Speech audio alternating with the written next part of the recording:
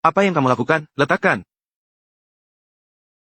Itu, apa ini bisa kamu makan? Bukankah kamu cuma penjual kaki lima? Kenapa harus bersikap kasar?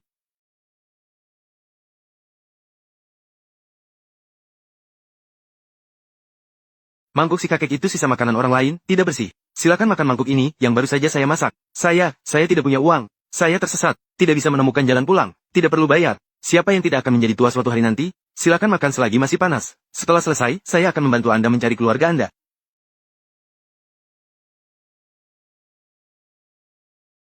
Wah, si kakek setuju untuk pergi.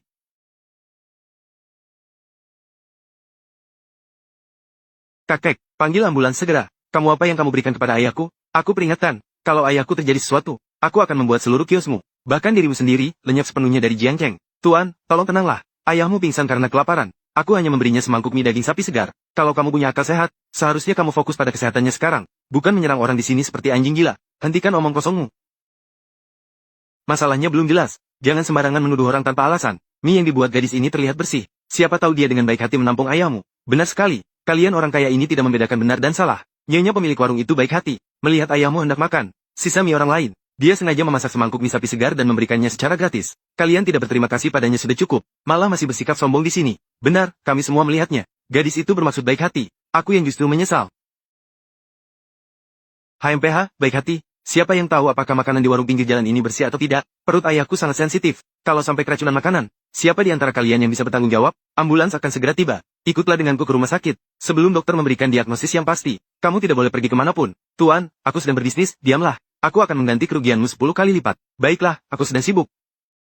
Apa aku takut padamu? Direktur Chen, bagaimana keadaan ayahku? Ah, Pak Gu, tenang saja. Pak Gu yang tua sudah tidak bisa menjawab lagi. Pak tua mengalami gangguan kognitif ringan akibat Alzheimer. Ditambah lagi, dia tersesat dan sudah lama tidak makan, serta kelelahan berlebihan, sehingga memicu hipoglikemia akut dan pingsan. Untungnya, sebelum pingsan, Pak tua sempat makan mie dan daging sapi, sehingga tenaga tubuhnya terisi tepat waktu. Kalau tidak, pada usia seperti ini, hipoglikemia yang memicu syok akan sangat mengerikan. Nona, saya benar-benar minta maaf. Kalau bukan karena semangkuk mie Anda, ayah saya mungkin sudah tidak ada lagi hari ini. Anak ini terlalu terburu-buru. Jangan dipikirkan, Nyonya. Yang penting beliau baik-baik saja. Gu Tingzu, apa yang kamu tunggu? Cepat kemari dan minta maaf kepada Nona Lin. Maaf, tadi saya terlalu emosional. Kerugian Anda hari ini akan saya transfer ke rekening Anda. Uang tidak perlu. Sebenarnya aku memang tidak berniat menerima bayaran untuk semangkuk mie itu. Aku hanya berharap Tuan Gu kelak memahami satu hal. Orang yang mengenakan setelan mahal belum tentu selalu rasional. Dan warung pinggir jalan pun tidak selalu kotor. Nyonya Gu, Tuan Gu, pasien sudah sadar. Dan sedang mencari gadis penjual mie itu.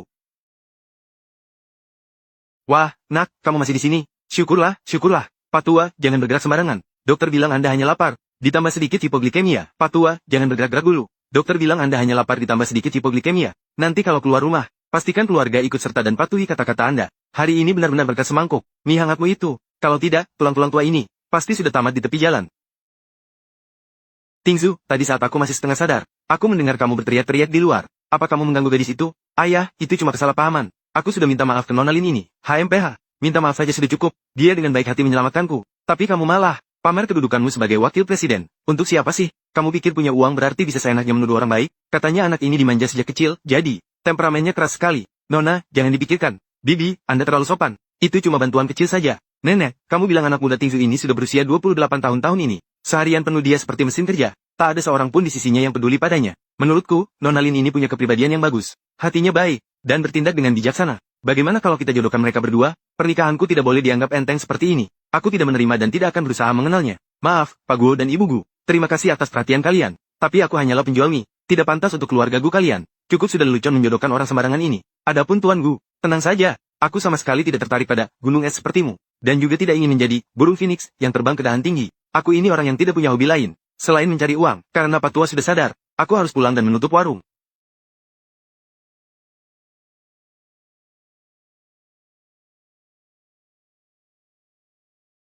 Bibi Sia-Sia sudah memeriksa riwayatmu. Lulusan jurusan keuangan Universitas Jiangcheng yang setiap tahun menjadi yang pertama yang diterima tanpa ujian. Dulu,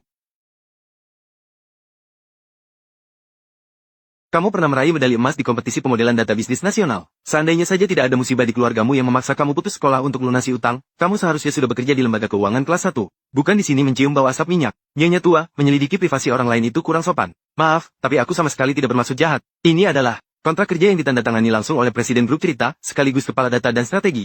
Gaji bulanan 100.000. Ditambah bonus proyek di akhir tahun. Anak di dalam botol itu terlalu sombong. Di sekelilingnya hanya orang-orang yang menjilatnya. Dia membutuhkan seseorang sepertimu, profesional, berpikiran jernih, dan berani mengatakan kebenaran kepadanya. Anggap saja ini sebagai bantuan untuk Bibi, ya. Aku orangnya tidak punya masalah lain.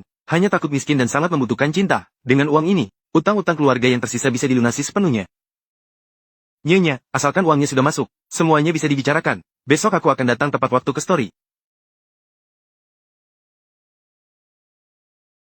Kamu benar-benar berani datang. Ibuku sudah pikun, dan kamu, ikut-ikutan gila. Kamu pikir dengan mengenakan setelan jas, kamu bisa menyembunyikan fakta bahwa kamu hanya penjual kaki lima? Grup story, tidak mempekerjakan orang yang tidak berguna. Apalagi wanita yang punya niat tersembunyi. Pak Gu, aku datang ke sini bukan untuk mendengarkan kemarahanmu. Karena story telah membayarku gaji 100.000 per bulan. Tentu saja aku akan menunjukkan nilai yang setimpal. Jika kamu merasa aku tidak layak, kamu bisa memecatku kapan saja. Asalkan kamu mentransfer denda pelanggaran kontrak ke rekeningku. Berani sekali. Kalau kamu mau main-main, aku akan tunjukkan padamu seperti apa perang bisnis yang sesungguhnya. Kalau kamu gagal, langsung keluar dari sini. Ini, data keuangan dan operasional New Creation Technology yang akan diakuisisi sepenuhnya oleh Story Group pada sore ini. Kamu punya waktu 3 jam untuk membuat penilaian risiko akuisisi. Kalau tidak bisa, langsung keluar dari Story Group. Pak Gu, New Creation Technology kami saat ini memiliki pengguna aktif harian lebih dari 5 juta dan arus kas yang sangat sehat. Begitu kesepakatan akuisisi senilai 1 miliar ini ditandatangani, strategi Story di sektor teknologi akan benar-benar sempurna.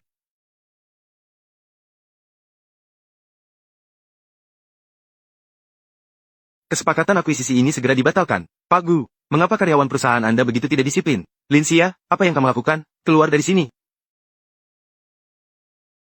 Pak Gu, jika Anda menandatangani sekarang, besok akan muncul piutang tak tertagih sebesar 500 juta di neraca Group Story. Data 5 juta pengguna aktif harian yang diklaim oleh New Creation Tech, 80% diantaranya berasal dari bot yang memanipulasi angka melalui kumpulan IP palsu di luar negeri. Saya sudah melacak perilaku pengguna di beacon mereka. Waktu tinggalnya kurang dari 0,3 yuan. Adapun arus kas yang disebut-sebut sehat itu, sungguh menggelikan. Setelah menelusuri arus dana rekening korporat Anda selama 3 bulan terakhir, saya menemukan bahwa Anda telah mengubah 3 transaksi pinjaman jembatan jangka pendek sebesar 1,500 juta, dicuci melalui 4 perusahaan cangkang, lalu disamarkan sebagai pendapatan usaha utama. Rantai dana kalian sudah lama putus. Sekarang datang ke sini dengan cerita-cerita ini. Apakah kalian ingin kami jadi pengkritik di dunia maya? Kalian menuduh tanpa bukti. Kami, pergilah.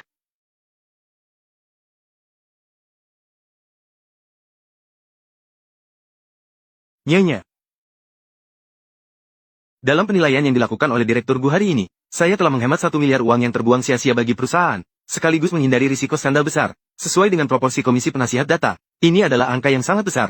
Namun, karena saya adalah karyawan Story, saya akan mengikuti aturan. Tadi, demi melacak transfer luar negeri tersebut, saya bahkan tidak makan siang. Jangan lupa untuk mentransfer tunjangan makan, lembur, serta bonus proyek khusus untuk menyelamatkan kasus akuisisi ini bersama dengan gaji pokok saya, ke rekening saya.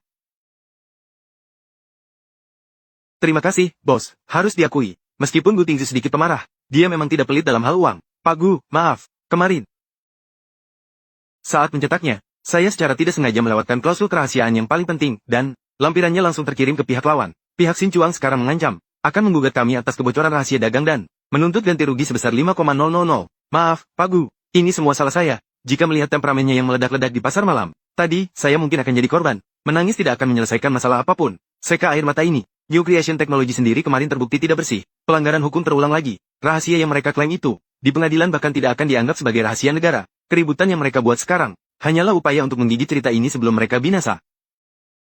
Beritahu Departemen Humas, untuk mengemas bukti inti cuang, dikemas dan diserahkan ke otoritas pengawas industri. Selain itu, bagian hukum kirim surat peringatan ke Xin Chuang, sampaikan bahwa Story akan menuntut mereka atas penipuan komersial, sesuai hukum, dengan tuntutan ganti rugi 1.000 juta. Adapun magang ini, potong bonusnya, selama 3 bulan dan ditahan di perusahaan untuk observasi. Membina seseorang tidaklah mudah. Pulanglah dan salin buku pedoman karyawan sebanyak 3 kali. Sudah diingat? Sudah. Terima kasih, Pak Gu. Terima kasih, Pak Gu. Pria ini, sepertinya sedikit berbeda dari yang kubayangkan. Yang mulia, jangan atur jadwal apapun setelah pulang kerja malam ini. Menanggapi pertanyaan Tuan, selain pulang tidur, untuk saat ini saya tidak punya pekerjaan sampingan bergaji tinggi. Apakah ada instruksi dari Pak Gu?